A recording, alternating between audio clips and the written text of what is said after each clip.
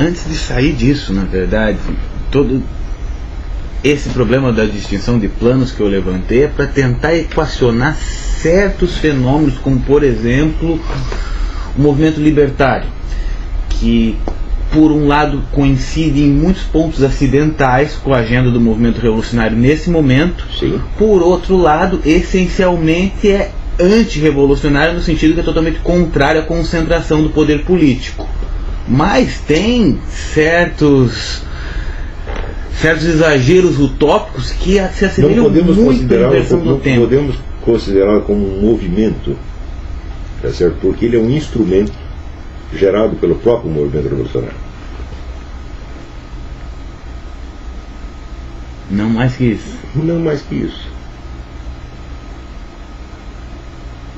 Quer dizer, você vai usar os argumentos liberais e conservadores para fomentar a política de esquerda. Não há uma proposta política libertária. Ela, como proposta política, é absolutamente inviável, não é séria. É a brincadeira, como o anarquismo, por exemplo. Então, esses libertários, eles serão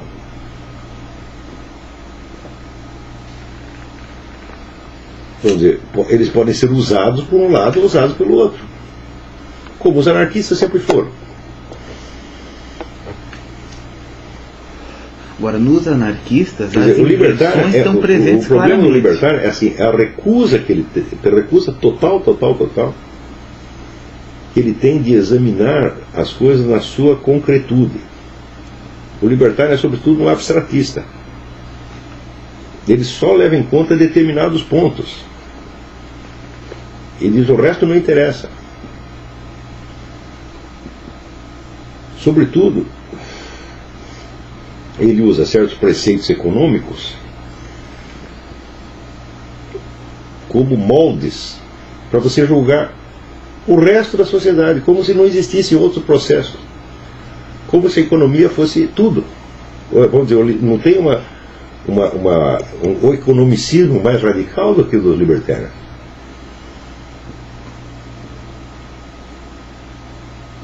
Por exemplo, o princípio do livre mercado, universalizar o princípio do livre mercado, o que é autocontraditório em si. Porque o que quer, veja, o mercado, ele não tem nada a ver com os valores pelos quais as pessoas decidem comprar isto ou aquilo. Esses valores são considerados subjetivos. E a única coisa objetiva que existe é o mercado.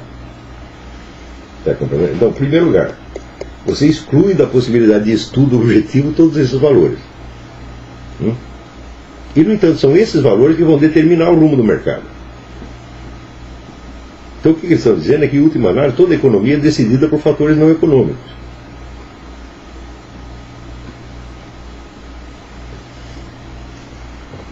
Você está entendendo? Quer dizer, um economicismo radical que termina na sua própria negação. É um pensamento evidentemente absurdo.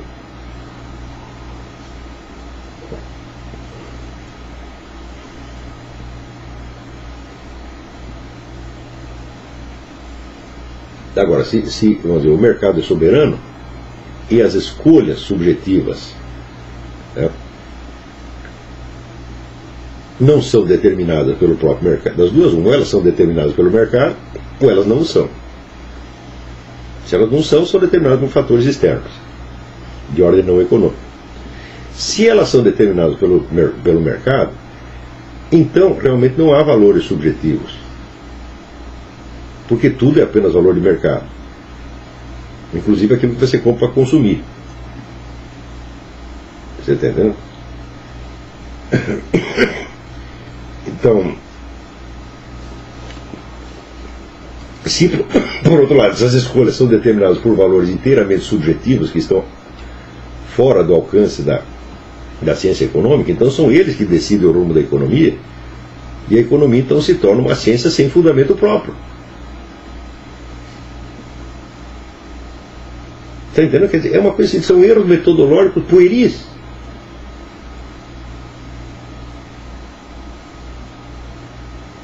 Por exemplo, nós devemos liberar a venda de drogas porque o Estado não deve interferir nessas coisas. Então você pega um princípio econômico, quer dizer, o Estado não deve interferir na economia, não é isso? E o estende, por exemplo, para as drogas. Mas nós sabemos que quem faz o comércio de droga agora são caras que também fazem sequestros, roubos, homicídios, etc, etc. Quer dizer, você tem um monte de bandido. Se o tráfico de droga for liberado, quem vai ser o dono do mercado de droga? Esses que já são. Você não vai dizer qualquer pé rapado vai entrar no mercado amanhã. Esses caras já têm o sistema, eles já dominam o mercado. Eles querem livre mercado? Eles não querem de jeito nenhum. Eles querem a liberação das drogas, mas não o livre mercado. Que é a liberação deles. Quer dizer, liberar as drogas não é permitir o livre mercado. Liberar as drogas é dar poder total a quem já tem o poder total sobre o comércio de drogas. Está compreendendo? E se outros quiserem entrar, vamos, aí vai dar guerra. Então, automaticamente, a liberação das drogas eleva o banditismo, como elevou na Holanda. Está compreendendo? Então, quer dizer, não é uma coisa que seja logicamente sustentável. Porque também tem outro problema. Quer dizer, você achar que uma droga é um produto de consumo como qualquer outro, que só vai prejudicar o seu usuário, se prejudicar, isso é absolutamente falso. Porque cocaína e heroína induzem a comportamento antissocial brabo. Né? Já conversou com um cocainado? Um cocainado é um Hitler potencial, ele acha que ele pode tudo. Agora, você já pensou por uma discussão do parlamento onde não todos drogados. Quer dizer, esses camaradas estão aplicando a um outro setor da conduta humana um princípio econômico.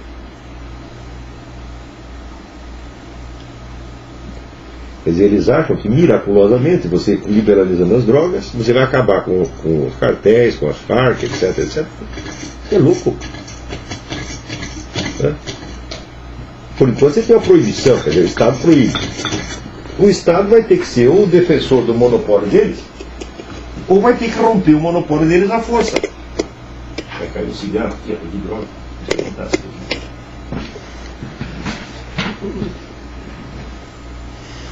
Mas as premissas deles são só absurdas ou elas são premissas revolucionárias, no sentido que eles pegam... Não, elas não são premissas revolucionárias. Elas são, eles usam elementos do conservadorismo, do liberalismo clássico, inseridas dentro de uma estratégia na qual elas só podem servir aos objetivos revolucionários sem saber. Libertários são instrumentos, libertários são pau mandados, são bobocas. Então não eles é não uma são questão eles não são uma ideologia, vamos dizer, tanto que eles não têm relevância popular, não dá para fazer um movimento libertário grande, ele será sempre pequenininho, como o anarquismo. Então não é uma questão de um futuro de liberdade política perfeito e total tomado como premissa das posições políticas não, deles isso agora. pode ser o que eles pensam. Ok. Tá entendendo? Quer dizer, o libertário é apenas uma pessoa intelectualmente mutilada. É um outro tipo de doença. Não é a doença revolucionária.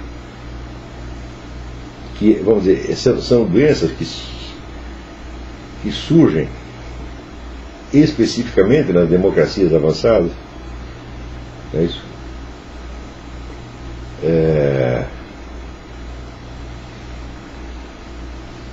Onde a própria sociedade fornece ao pseudo-intelectual o meio de viver no mundinho imaginário dele. Esses caras, vamos dizer, são sustentados por universidades, por fundações, etc, etc. Né? Só para dizer essas bobagens. Quer dizer, esta sociedade aqui americana, por exemplo, ela exige muito pouco, ela dá muito e exige muito pouco das pessoas. Particularmente o intelectual. O intelectual nunca tem que responder por aquilo que diz.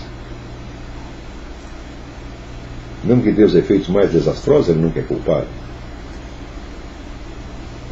Então, isto aí fomenta o surgimento das esquisitices, excentricidades.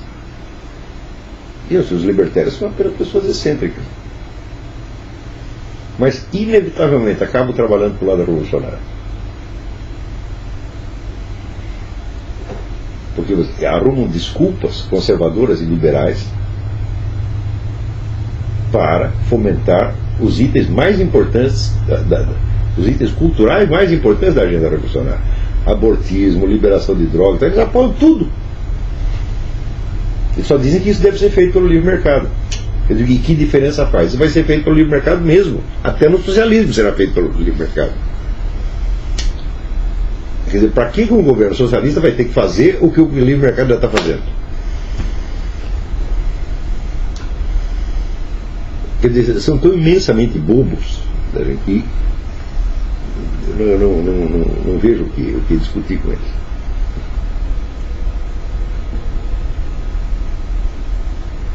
O que não quer dizer que em certos pontos, certas análises econômicas, talvez não sejam bastante precisos, contundentes e corretos, que às vezes na condenação moral que eles fazem do comunismo eles não estejam certos. Estão certos um monte de outras coisas.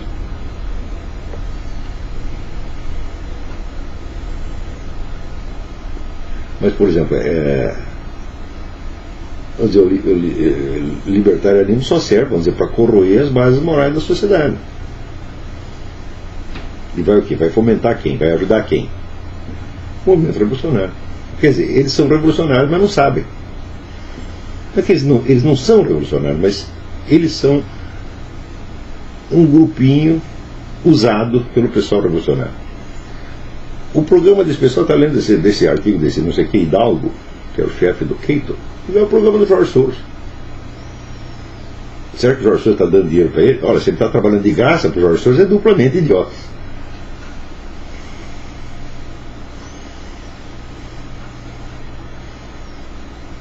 Quer dizer, você acha que toda essa agenda revolucionária, você acha que ela pode ser posta em prática sem uma concentração do poder político? Não pode, mesmo que ela seja feita por meio do livre mercado, ela implica necessariamente a concentração do poder político. Veja, te dá um exemplo característico. Você pega, por exemplo, as normas de polidez que regem a convivência humana.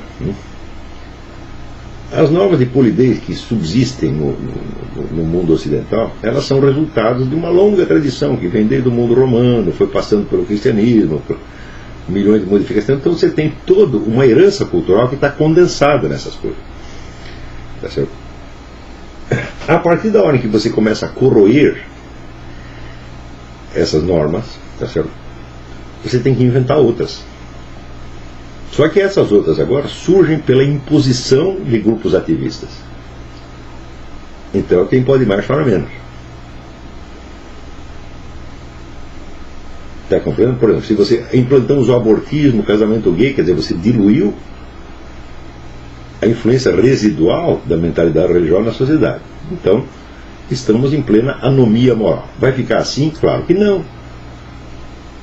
Nós teremos uma anarquia moral? Não, de maneira alguma.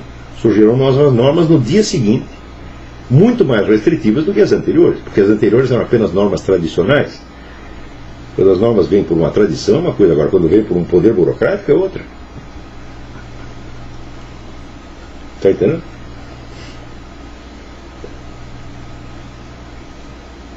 Você vê que o Fernando Henrique é o sujeito que mais privatizou na história dele, privatizar a economia, mas também no governo dele foi que o Estado começou a interferir profundamente na vida pessoal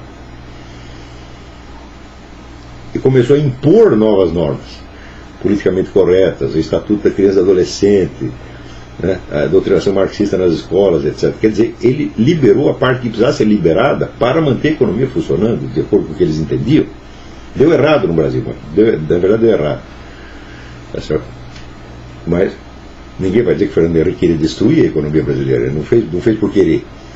Ele foi ali, a privatização que ele fez foi tudo para grupo de amigo dele, tá? E virou uma espécie de submonopolismo, entendeu? Saiu do monopólio estatal para entrar em meia dúzia de monopólio privado. Então isso é uma merda também. Economicamente também não funciona. E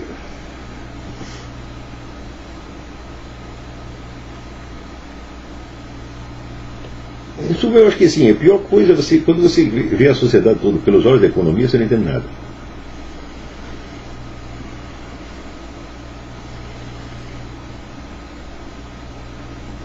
A economia é uma ciência meramente formal. A economia se constitui de um conjunto de equações, no fim das contas, né?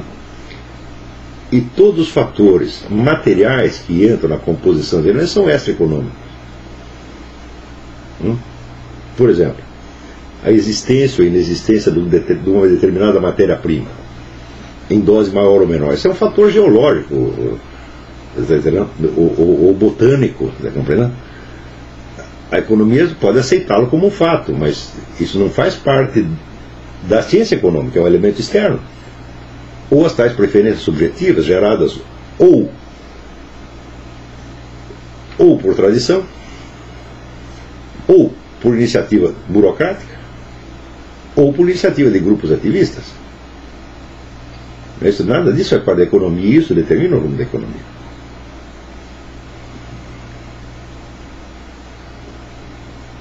A economia, ela diz apenas respeito a um conjunto de operações que você pode fazer com os meios de que dispõe, com os meios materiais de que dispõe. A economia não diz respeito nem à existência desses materiais, né, nem às escolhas que você vai fazer. Então significa que o conjunto da ciência econômica só adquire sentido se for encaixado dentro do conhecimento, de uma referência mais geral das ciências humanas. Ela sozinha não é nada. Você sabe qual é a importância dos fatores econômicos na história? Nenhum. É zero. Sem exagero nenhum. Todos os fenômenos econômicos que acontecem por iniciativa humana. E essa iniciativa, tá certo? Se ela for de inspiração puramente econômica, tá certo? Ela vai obedecer às leis da ciência econômica e vai simplesmente manter o sistema funcionando. Não é isso? E se ela vier de fora, ela não pode ser compreendida pela ciência econômica.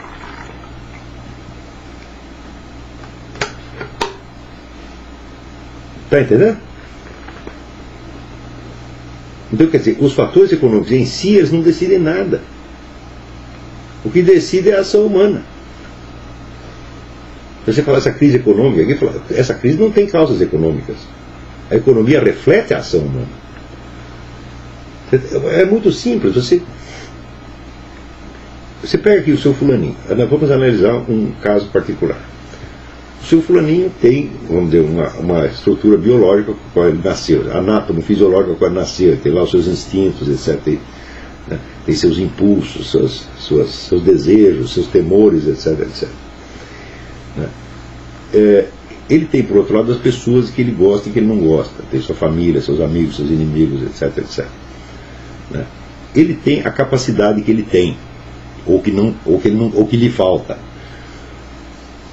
Ele tem a sua propensão, vamos dizer, para doenças, etc. E ele tem uma conta bancária. O que você acha que vai decidir o destino dele? A conta bancária? Não, é o conjunto desses outros fatores que vai decidir a conta bancária. Vamos supor aqui, você tem um amigo, o sujeito está, como é que diz? Ele está desempregado, não é isso? A mulher dele largou ele, e ademais ele está louco. O que você acha que você tem que consertar primeiro? A conta bancária dele? O casamento dele? Não vai dar. Então existe um agente humano, ele é fisicamente existente, física e animicamente existente. E esse agente humano, como dizia o próprio Marx, entra em relações objetivas com os outros, tá certo? Para criar ou perder riqueza. Tá certo? Você dizer que é essa riqueza, que é essa produção de riqueza que vai determinar o resto, é fazer o rabo abanar o cachorro. É claro que as situações econômicas, depois que elas existirem, elas têm efeitos. Mas não foram elas que criaram nada. esta crise aqui é outra coisa. Esse negócio de você estudar tendência econômica, tendência sociológica, mas na maior parte dos casos é uma empulhação destinada a camuflar a ação humana. Quando você vê que em 1960, na década de 60, o pessoal já estava estudando uma estratégia de como sobrecarregar a Previdência Social de maneira que ela desabasse, colocando gente demais sobre ela, estendendo direitos a pessoas demais, de modo que não vai dar para cair. Quer dizer, isso foi feito deliberado, está escrito lá, o plano está assim, assim, assim, vamos fazer isso, vai criar uma crise, vão criar a crise e vai tudo cair. Os caras planejaram isso em 60 e no fim aconteceu. Foram os fatores econômicos que fizeram isso? Não, foi um fator puramente político que provocou uma mudança econômica. Os caras não fizeram esse plano com objetivos econômicos. Eles usaram a economia como instrumento. Então, presta atenção. Anos atrás eu escrevi um artigo dizendo o seguinte, dizendo que os partidos de movimento de esquerda tinham conquistado o monopólio absoluto da política no Brasil. Só eles podem fazer política. Por quê? Os demais partidos que ainda subsistem, eles só entram em atuação na época das eleições. Quer dizer, eles têm alguns eleitores, mas eles não têm militância. Né? Eles não têm gente para botar na rua, para fazer pressão, você está entendendo? Para gritar, tá certo? Para fazer exigências, reivindicações, não tem ninguém. Quer dizer, quantos militantes tem o PSDB? Zero. Quantos militantes tem o Demo? Zero. Tá certo? Tem um cabo eleitoral, quer dizer, o pessoal que serve para, né, espalhar santinho, para mandar votar no candidato fulano e tal. Mas, pergunto eu, quantas organizações mobilizaram gente para ir lá na Assembleia Legislativa defender o promotor, que estava tentando cumprir a lei? Ninguém. Zero, zero, zero, zero, zero, zero, zero. Ora, ao mesmo tempo, eu recebo aqui uma notícia escrita até por um amigo meu, um sujeito ilustre, que eu gosto muito, que é o Bruno Garchag, contando desse encontro que houve no Rio Grande entre várias organizações liberais, né? O Ordem Livre, o Instituto de Estudos Empresariais, o Instituto Milênio, o próprio Farol da Democracia participou, etc, etc. E dizendo, uma nota até animadora, dizendo, não, o pessoal agora está consciente de que tem que haver alguma reação, tem que começar a se organizar, tem que começar a colaborar, né? Então, note bem, que tipo de atuação esse pessoal vai ter? Vai ter atuação apenas na esfera cultural e, no máximo, eleitoral. Se quiser juntar militantes, de quanto tempo você acha que leva para você formar militantes capazes de fazer uma passeata? Hã? Você precisa meses para preparar uma pessoa para isso. Você precisa de gente qualificada. Quer dizer, militância treinada, militância habilitada, vamos dizer, agir coordenadamente, não é uma coisa que se produz do dia para a noite.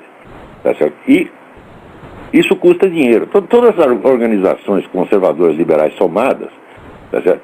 Não tem o orçamento de um vereador do PT. Um vereador do PT tem mais dinheiro do que todas essas organizações juntas. Tá certo? Então, agora, eu me lembro que 15 anos atrás, eu já dizia para essa gente, vocês têm que começar a organizar a militância. Uma vez eu dei um exemplo do que precisava fazer, porque o Demo, que então era o PFL, reuniu uma molecada lá no Rio Grande do Sul, que eles estavam afins, vamos dizer, de militar, de ser militantes mesmo, né? E reunir aquela molecada num estádio, e estava lá o Bornhausen fazendo um discurso chato pra caramba, entendendo, para os caras, uma espécie de conferência acadêmica. E eu, que não sou político, e jamais serei, falei, esse pessoal não entende nada de política. A molecada vem aqui, eles querem um comício, eles não querem essa chatice. Né? Então eu falei, eu vou mostrar aqui para você como é que se faz. Né? Daí eu comecei a dar slogans para a molecada gritar. Né? E a molecada gritava. No fim, estavam todos entusiasmados. Mas eu fiz aquilo só por amostra. Claro que não deu nada depois, porque o trabalho não prosseguiu. Né? Agora, ali havia uma semente de uma militância. Tá certo? Mas essa altura, a semente já morreu, já acabou. Não tem mais nada. Tá, né? Então, nesta altura, né, 500 organizações se reúnem para pressionar e tapar a boca de 500 organizações contra um sujeito sozinho. E do lado dos liberais e conservadores, eles ficam o quê? Tem uns que ficam em casa rezando, eu sei. Tem uns, né? Eles já estão muito ocupados, estão combatendo espiritualmente o comunismo, né? Outros, né, de vez em quando fazem uma conferência, publicam um artiguinho. Eu digo, nenhum deles, nenhuma dessas organizações tem audiência que tem este programa. Este programa aqui, tá certo? No qual, o orçamento zero, tá certo? Esse programa com orçamento zero atinge muito mais gente do que todas essas organizações somadas, tá certo? Porque tem uma diferença, eles não sabem fazer as coisas e eu sei. Eu estudei o assunto e eu sei como é que se faz. Eles simplesmente não sabem. O que eles sabem é tratar de assuntos acadêmicos, sobretudo, formular modelos de sociedade. De tudo que eu ouvi desses liberais, 80% é como a sociedade deveria ser assim, assado e tal. Quer dizer, estão pensando na sociedade ideal, uma coisa hipotética. Por exemplo, esse pessoal que diz que é libertarian, que diz, não, tem que privatizar tudo e tal. Bom, isso é uma ideia que você tem, tá certo? Mas, concretamente, agora, na situação real que está que está em volta de você, o que você vai fazer? Nada, vai fazer nada, vai ficar sonhando com o seu modelo de sociedade ideal. Então eu escrevi já há muitos anos que a esquerda havia chegado a obter o monopólio da mobilização popular e, portanto, o monopólio da política. Tá certo? E essa turma, vamos dizer, que se diz de direita, ainda está pensando em se unir. Mais de 10 anos atrás, eu lembro que eu estava falando no Fórum da Liberdade, lá no Rio Grande do Sul.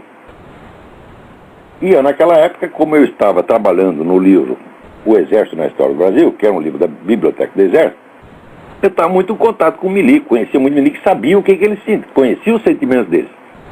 E tinha, naturalmente, a maior apreciação por essa gente, porque entre os militares, foi só entre os militares que eu vi realmente algum patriotismo no Brasil. E, por outro lado, havia uma outra iniciativa positiva, que era o Fórum da Liberdade, que era a reunião anual dos liberais lá no Rio Grande do Sul.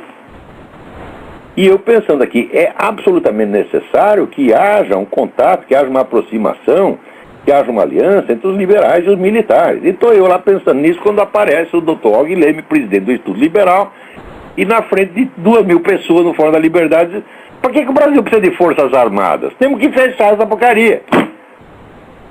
Olha, naquela altura eu disse aquela famosa frase, fudeu. Acabou. Acabou. Isto vai quase 10 anos atrás, gente. Agora os caras se reúnem e eles precisam se articular, né? Bom, primeiro, a maior parte das pessoas que se diz liberal, eles são diretamente responsáveis por essa situação criada. Por quê? Porque a maior parte deles são pessoas que só se preocupam com uma coisa, que é a liberdade de mercado. Eles só lutam no fronte econômico. No mais, eles são favoráveis a todo o programa cultural e moral da esquerda. Aborto, casamento gay, etc, etc. Aprovam tudo isso. Porque o Estado não deve interferir. Se o Estado não deve interferir, então, se os gays querem casamento, eles devem ter casamento. Se a pessoa quer fazer aborto, deve poder fazer aborto. Quer dizer, eles levam o princípio, vamos dizer, da liberdade individual a um ponto em que esse princípio se torna o inverso de si mesmo. Note bem, porque a liberdade, ela de fato não é, ela não pode ser um princípio. Princípio é uma norma geral que pode ser aplicada indefinidamente sem levar a contradições. Tá certo? Por exemplo, se você pegar as regras da aritmética elementar, são princípios, todas elas.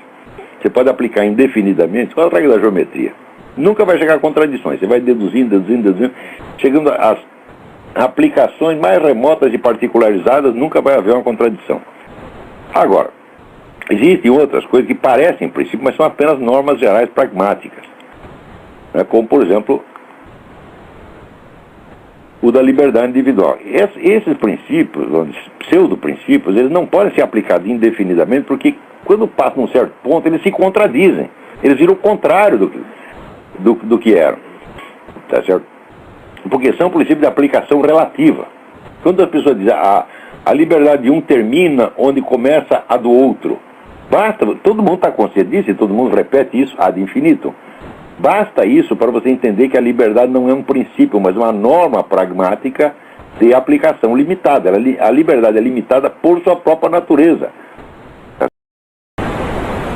No mais, eles são favoráveis a todo o programa cultural e moral da esquerda. Aborto, casamento gay, etc. Aprovam tudo isso.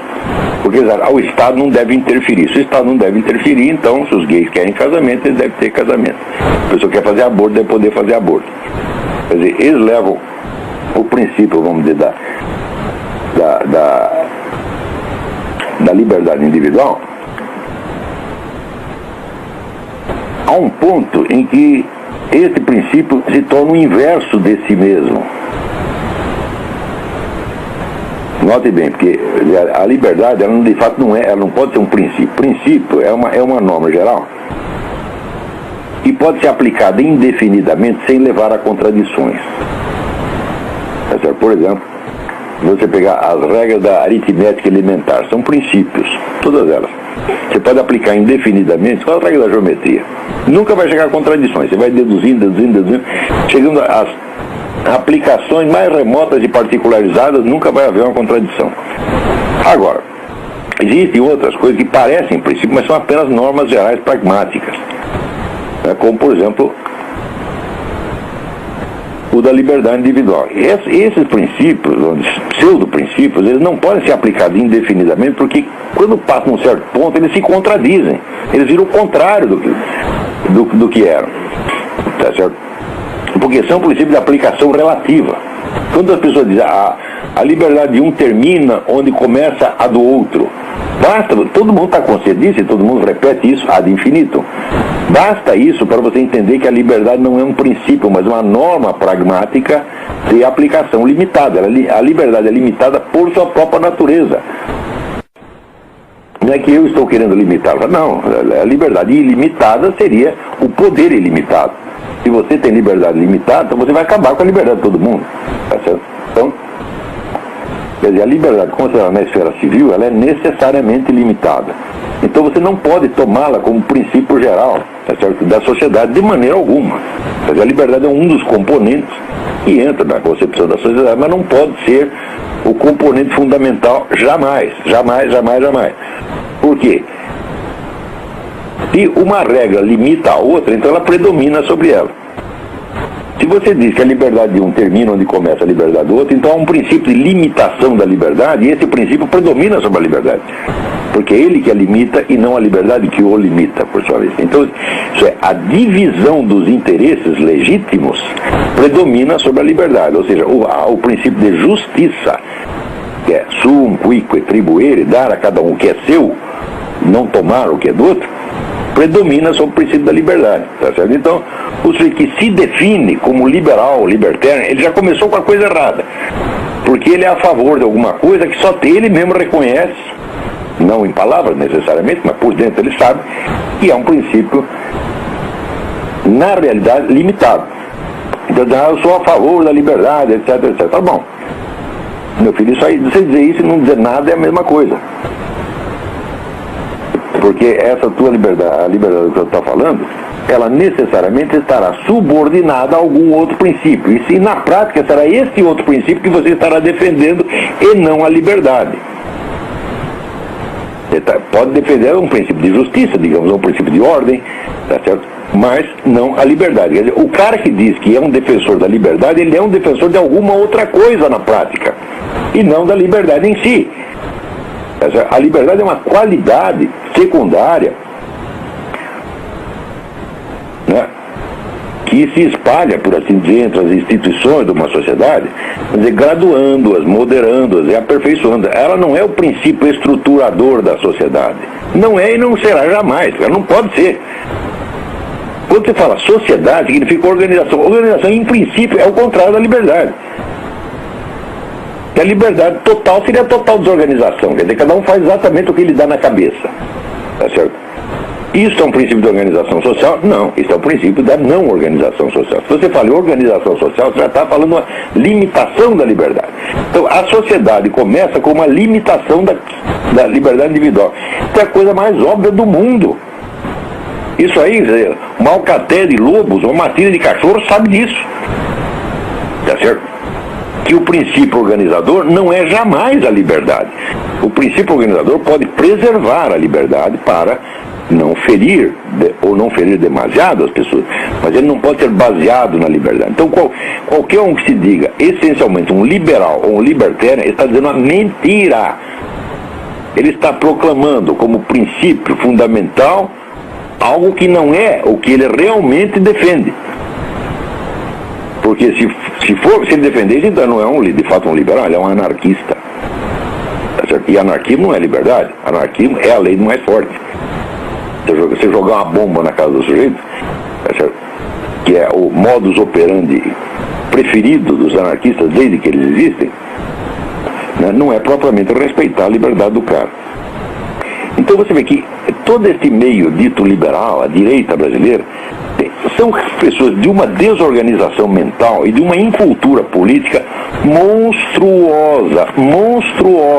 Eu sou a favor disso, sou a favor daquilo. Em primeiro lugar, você tem que saber a realidade, saber do que se trata. Meu filho, quando você entra num campo de futebol, você sabe quem está jogando, você sabe quais são as regras do jogo, e quando você toma partido de um dos times, você sabe o que está fazendo, né? Agora, você entra numa luta de boxe, tá certo? E dizem quem você está apostando? No Corinthians. Fala, mas o Corinthians não está na luta, meu filho. É o que esse pessoal faz. Eles tomam partido em coisa que não tem nada a ver com o que está efetivamente em jogo. É um pensamento alienado, louco. Por exemplo, você diz, eu sou a favor da liberdade de mercado. Meu filho, no mundo inteiro, hoje todo mundo é a favor da liberdade de mercado, os comunistas também. Porque, olha, estrategista comunista não é um ser doutrinário, abstrato, que nem os liberais. Comunista é um cara que sabe fazer política, ele conhece a história, conhece o movimento real da sociedade. Então, ele sabe que ele tem que lutar a cada momento por aquilo que é mais coerente dentro da estratégia geral do movimento. E atualmente, digamos, de 10 ou 20 anos para cá, a estatização da economia se tornou o último objetivo dos comunistas, o último. Porque eles acreditam que isso só pode ser feito em escala global ou não será feito. Quer dizer, como se diz, a teoria do Stalin acabou e começou a teoria do Trotsky. Agora é o socialismo mundial ou nada. Então, nenhum comunista está querendo estatizar a economia. Todos querem a liberdade de mercado. Por quê? Porque ela é necessária para que a economia continue funcionando. Então, o fundamental para eles é conquistar, tá certo? Ganhos em outras esferas, especialmente na esfera cultural e moral, tá certo? Destruindo toda a base tradicional da sociedade e criando uma nova sociedade, uma nova civilização baseada em abortismo, feminismo, gaysismo, etc, etc. Ora, se o sujeito é liberal e diz eu defendo a liberdade, eu sou anticomunista porque eu defendo a liberdade de mercado, e como eu sou um defensor da liberdade, então eu aceito que o Estado não pode se meter nesse negócio de aborto, casamento gay, etc, etc, etc. Então é o seguinte, você está defendendo algo que os comunistas não estão atacando. E você está ajudando os comunistas em tudo aquilo onde eles estão efetivamente lutando. Então você é um instrumento da esquerda, sua besta quadrada. Talvez não seja o liberalzinho de bosta, seu libertarian. Vocês são burros. Porque eu sei que no íntimo vocês não querem a vitória do comunismo. Mas como vocês são abstratistas, vocês lutam por princípios abstratos e não baseados num conhecimento real da política e da sociedade, são tão ignorantes que até acreditam que política não tem nada a ver com religião. A política não tem nada a ver com religião, o famoso muro de separação. Isso é outro ideal abstrato. Falei, como é possível? Me diga como funcionaria uma sociedade, tá certo? Onde não há uma zona de interseção entre política e religião. Como funcionaria isso? Isso é materialmente inconcebível.